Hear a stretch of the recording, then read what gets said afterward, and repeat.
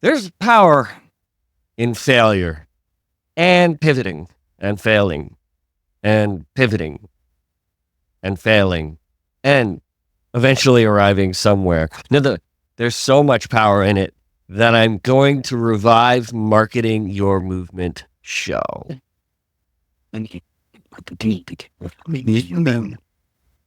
Wow. I can't believe I'm doing this 3 years later.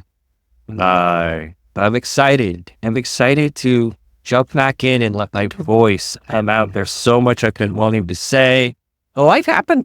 You try things, you fail, you get crushed, and you get back up and you keep playing the game of relationships, building people up, developing community, leading movements.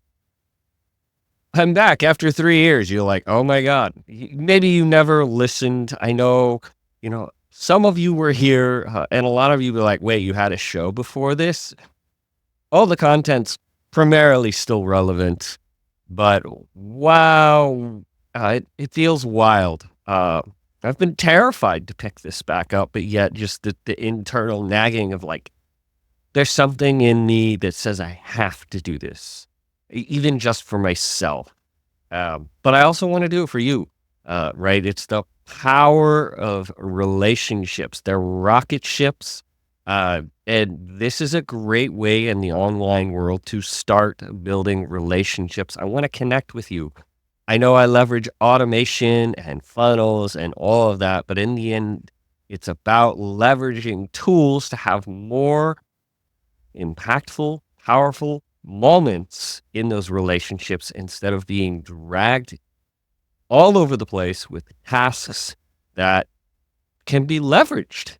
And here I am again. And I want to acknowledge that it's been 3 years since I just kind of dropped the ball and gave up. And with a lot of major life events, dropping this ball came with major health challenges, followed up by supporting my wife on her journey of releasing a children's book, of being in a video on another channel and having over 2 million people see our little family story and uh, pivoting right on that success and learning a lot from it, starting a YouTube channel about our family, and even launching a Lego store. And if you're watching this on video, you can see it. But if you're just listening, you're like, okay, Lego. Behind me is a whole lot of Lego that everybody who has a call with me has to comment on. And there are some very large, expensive Lego sets. And I happen to have just a side hobby that brought an opportunity to launch a local store. And so I got involved in retail as a digital marketer. I never thought, and it wasn't just the marketing. I literally deep dove into retail. So I've pulled on a ton of experiences by deciding to pivot and discover something and try something new. All the while, I've just been doing a little bit of marketing in the background for some people, but it's not out there. No, people don't think that. And it's reshaped a lot of perspectives on what I had about marketing.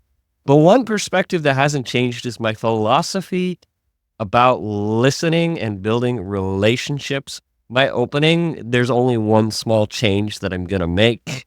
It's no longer going to be leveraging the power of automated sales funnels.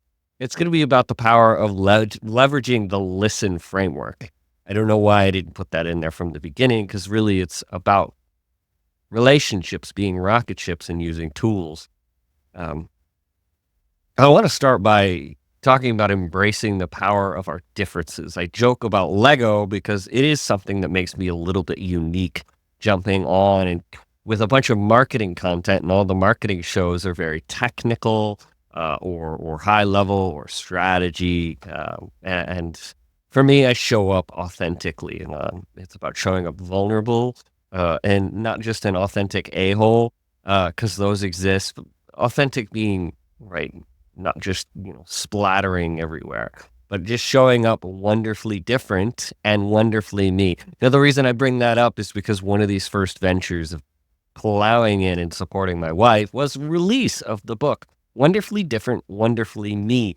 And that was a lot of lessons. I mean, I thought I knew personal branding. I've been passionate about it, working with a mentor around it, being in a community, in a mastermind where everybody is excited to show up as themselves and coach and consult and speak and write. And here's my wife, an author of a children's book, leading a community. And we were gifted the opportunity to be on a YouTube video and saw the opportunity to make an impact because I have a different face. I'm wonderfully different. I can take my ears off. I can take my glasses off. If I shaved this beard, you'd be like, wow, your face is wild. And this nice beard hides the narrow shape of my jaw. But if you're watching, all I have to do that and you can see these big missing cheekbones, right? I am wonderfully different. And the joy of being a personal brand and taking this opportunity was how amazing it is to embrace our wonderfully different story. And having been born with a genetic syndrome, that means I'm facially never going to be, quote unquote, stereotypically attractive.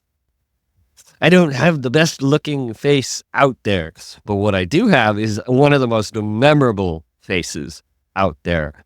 And instead of it making me, oh, no, I'm the excuse. Oh, they didn't want to serve me because of the way I looked, or they were rude because of the way I looked. Right? It was never an excuse. Don't get me wrong. You want to make it an excuse. You want a reason. And I'm the reason. I have this very apparent reason why I shouldn't succeed. Oh, I'm not good looking enough. But it gave me all the reason to lean in and decide and leaning into this season and going on a YouTube video talking about my facial differences and having a daughter who's got the same genetic syndrome and raising her in this world with body dysmorphia and all these differences going on and people wrestling with it and a whole lot of toxic attitudes on both sides. There's some toxic nonsense. I want to show up as an encouragement. No matter where it is, we can show up wonderfully different. And that's why we titled that book. It's like, you're wonderfully different. If you're neurodivergent, you're wonderfully different. You've been given a gift. It comes with the downsides of those gifts, but you've been given a gift. Be wonderfully you. Stop trying to live up to who the world expects you to be. And the fun of this on the internet is if you show up you, people will be drawn to you. It might just be a few people, but if you don't show up, if you don't speak, then nobody's going to come around you. And you don't necessarily have to do this on a YouTube and a podcast, but we are in a world, you're here because you want to market a movement. You want to lead and show up and champion and empower and advocate.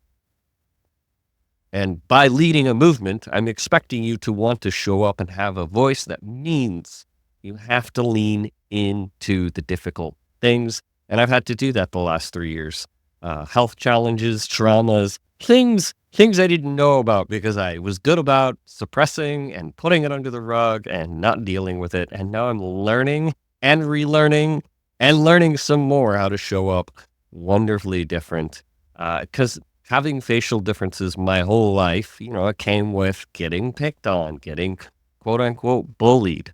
I never got beat up, but only because I had good friends who took the beating for me, so to speak. They would stand up for me and fight for me. I'm not a fighter. I'm I've been swung at. I'm so good at distancing myself from it. But because I look different, people, oh, why are you looking at me funny? Oh, to be 18 and stupid in a stupid crowd. I'm glad I'm no longer that. That personal journey of growing up different, and I never leaned into this before. It was like, well, I'm doing this now. It's like, oh, your history of being born, right? Some of you know the story, but of my father being taken away at 5 years old for 5 years. That's a deep part of my story that led me to mentorship and looking different and interacting with the world, not quite feeling like I'm the same. I'm wonderfully weird. And some people, it just makes uncomfortable when there's a barefooted yuppie in the back doing yoga at your conference. And some people love it. Thankfully, my crew of amazing friends who I've done many conferences with appreciate me for my weirdness. And when you feel a sense of belonging, feel safe to be you. And then you can show up, and it's about providing that space and going into the season of digging into my facial differences and now raising a daughter who's now going into elementary school, right in third grade. Can't believe it. No, fourth grade. How is this happening to me? These these types of things are a little more reticent of like, oh, how is the world going to interact with my little girl?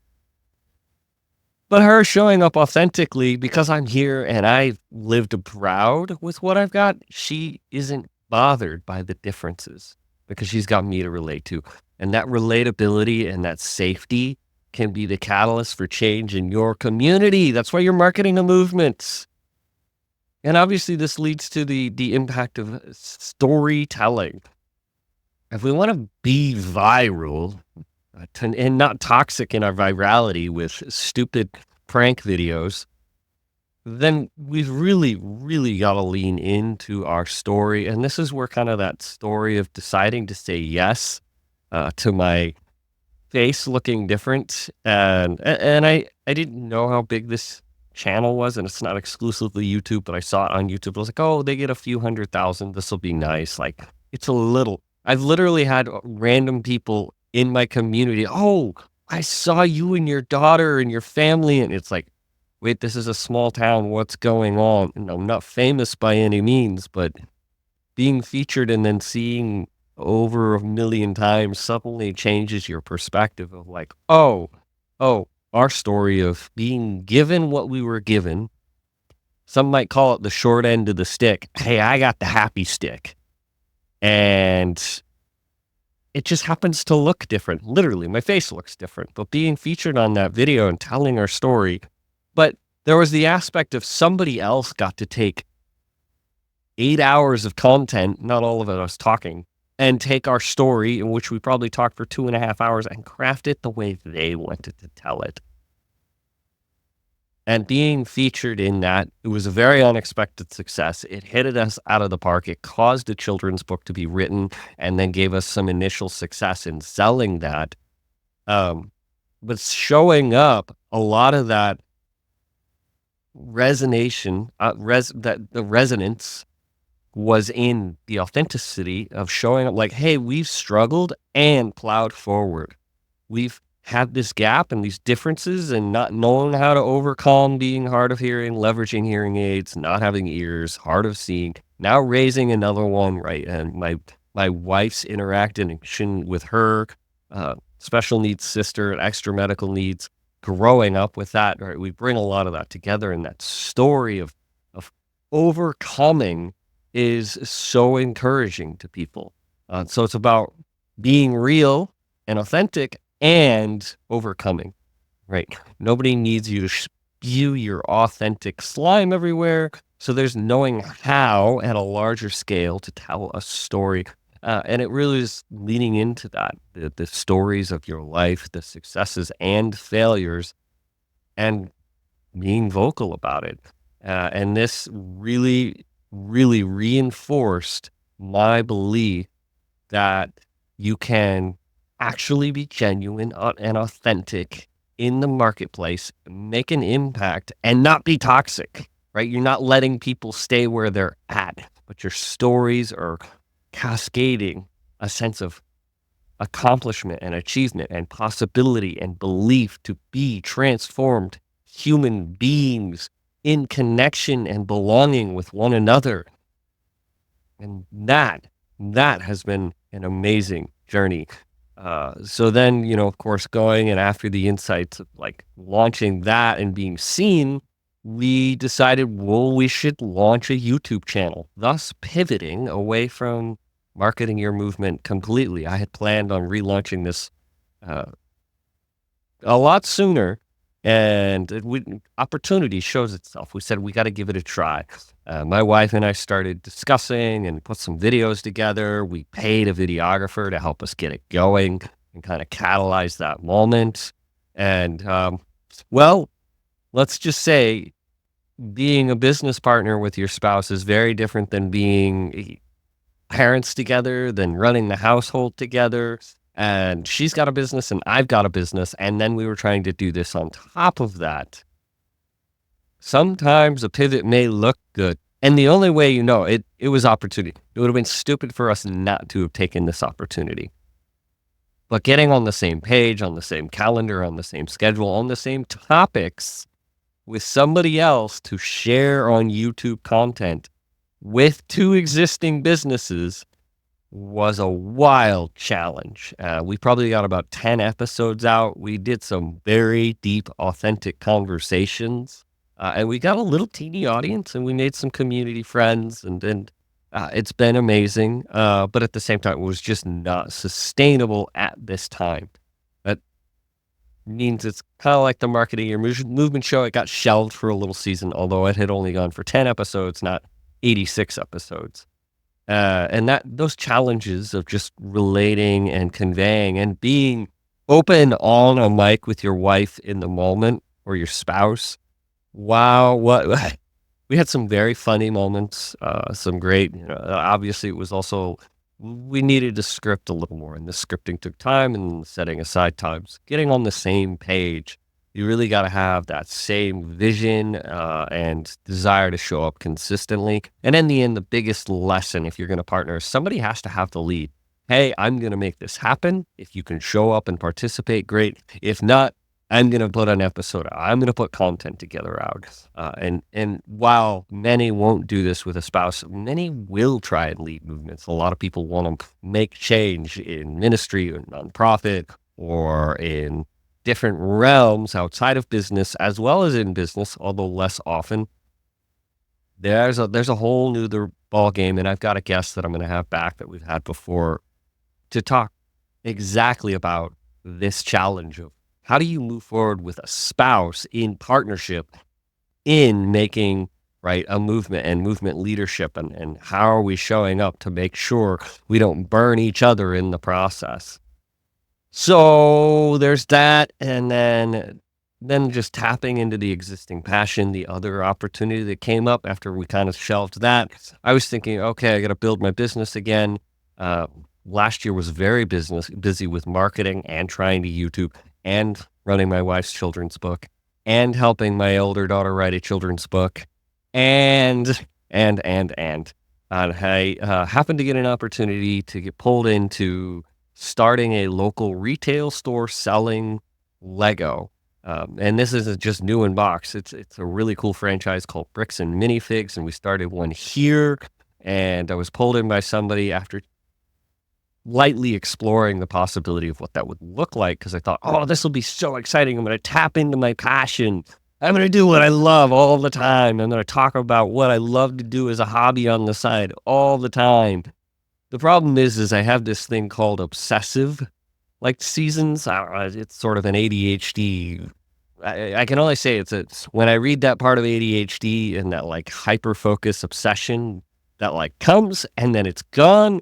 And that's what happened to me. I was very obsessed with Lego for a good 4 years, so much so that I plowed into this. I know all sorts of stuff about obscure Lego sets and random Lego bricks and all these little characters and all the different themes. And I know an excessive amount because I just obsessed over it for 4 years. Well, there's an old phrase, don't make your hobby your job. Turns out it's true. I don't know if it's true for everybody. Some people find their passion and then turn it into a business and it's glorious for them. That was not my experience. It actually made me not want to play with Lego. It was very odd. It was exciting in the startup and we got it going. And I'm like, we're going to put all these in. I did all these systems and I brought in my marketing knowledge and we got some retail stuff going. And then I was on the floor 36 hours a week and running my marketing business. And I found myself exhausted, not wanting to play with Lego, right? And so sometimes we make an idea to tap into our existing passion, i.e. hobby, not just a passion that I can serve people. It was and it was really easy to tap into the marketing. The funny thing that I learned from this is when you have a market of extremely passionate people, right? My obsession with Lego, right? I became very passionate about the next set and the next thing and the pet bricks and all the little minifigure characters. The crowd of Lego enthusiasts are very, very, very excited and tapping into an existing, quote unquote, dare I say, movement, the Lego movement, with lots of little communities that blossom around it. So it's got a life of its own. It's kind of like a Star Wars fandom, right? It has a life of its own where people are writing Star Wars books. And I knew a bit about this going into, but wow, I didn't even have to try hard. It's literally just about communicating. So one lesson to take away as I tell all these stories is there a community or something that I'm looking at within the impact that I want to make that taps into an existing passion? Somebody great to go and read, Ryan Levesque, addresses this passionate market. Read Ryan Levesque's marketing material, and you'll see this. It's one of the considerations in his material, and telling his stories. And boy, did I find that to be true. Tapping into an existing market made marketing all the easier. And what can you do to tap into an existing market to make it all the easier instead of it being a pain point? Granted, the pain is I'm seeking for something to do with my time because I want to have fun. I want to distract myself. Right? The pain exists, but it shows up as a passion. And of course, very loud, passionate, excited people. So it was easy to get posts to go further. It was easy to make advertising go a lot further. It was really fun. And I tried new things. I tried local radio. And of course, coming from the podcasting, I'd done it. I almost did 100 episodes. I've been on a lot of interviews, but showing up and doing little segments to be ads on radio was so cool. And people go, oh, you're the voice, you're the Lego right on the radio. So if you've never considered it and you have a local audience, radio is really cool. And just considering what that might look like in yours, obviously retail, it made sense. So I learned a lot by tapping into that existing passion and also learned about myself. And while I joked about failure at the beginning, right, our YouTube stuff, it kind of floundered.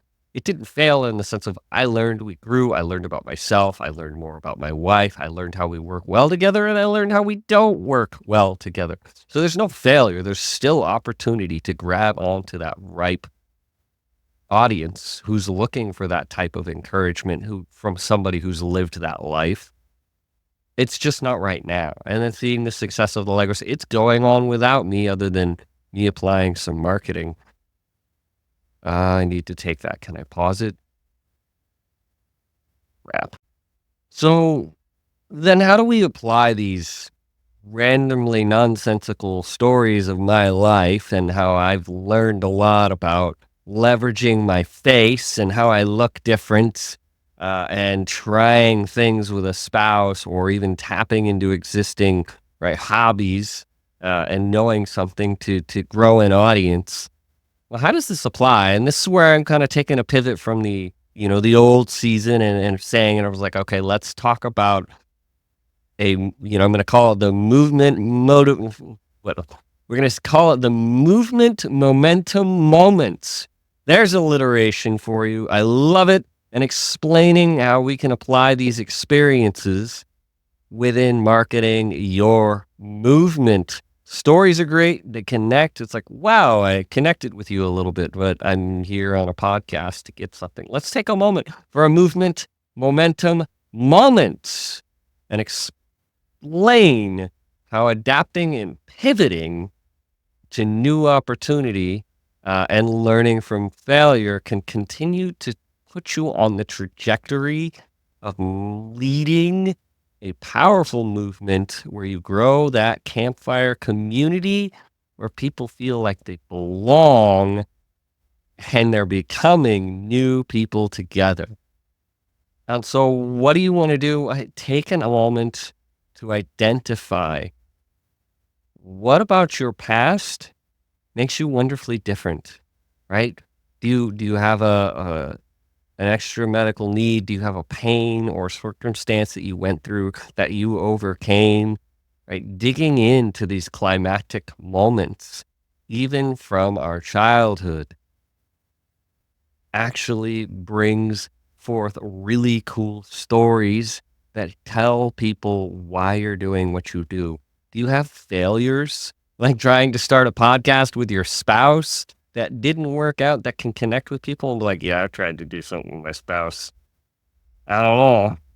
I don't know if I want to say it publicly, but that was a bad idea. No, it was not a bad idea, actually. I learned a lot. And here's what I learned, right? And you can share that experience, and maybe it leads you to connect with connect couples who want to do stuff together. And knowing how those stories connect to a passionate audience, right? And how can we identify passions that people already have that we can tap into, where our story connects with the passion to pursue something new. And that's why doing the work, or what I call manifesting your movement, or the movement manifest, it's about doing the deep work up front, knowing the inner stories that shape why you're doing what you do, and connecting that narrative to your audience, to an audience that wants to hear that narrative, that's passionate about other things. And you can tie in things like Lego, um, because you're passionate about Lego. And I'll pull in marketers who like Lego, or coaches who like Lego, or, it's just it's having a little bit of personality, instead of being just another search engine marketer. I like working with people who have interests and personality and passion more than somebody who's, monotone, mute, and just does the thing. Like, that sense of human connection, hobbies are a great way to connect. And I've really found that to be true. And so I want to challenge you to ask yourself, what story could I tell that I've never told before? And that might take a moment of sitting with yourself and being uncomfortable in the fact that maybe you have a faith story and it was disappointing, and it changed the trajectory of your faith journey, or you have a business story of failure and it's really hard to tell, because if people only knew you failed, they might not use your services. However, I tell the story of me becoming the automated a-hole, right? I succeeded, but then I flatlined, because it's relatable. It's connectable. It's like, yeah, I've tried things too, and things, well, they didn't go quite as expected. Creating those moments of connection, and creating that tension of like, oh, is he going to succeed? How did he come to success? How did it happen? And that tension still lives in my wife and I's like, well, are we going to do the YouTube thing? Like, the tension's still there. How do we make this thing get off the ground? With time challenges, child raising challenges, right? Different challenges. Another thing I want to bring to this is, I don't want it to just be me. I really want to bring the community into this. Please share questions that you have.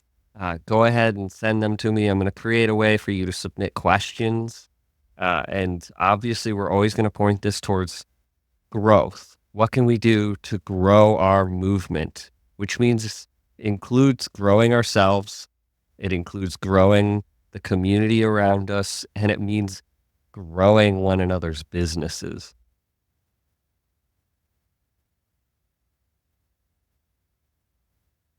So what stories do you have? What questions do you have for me in this story?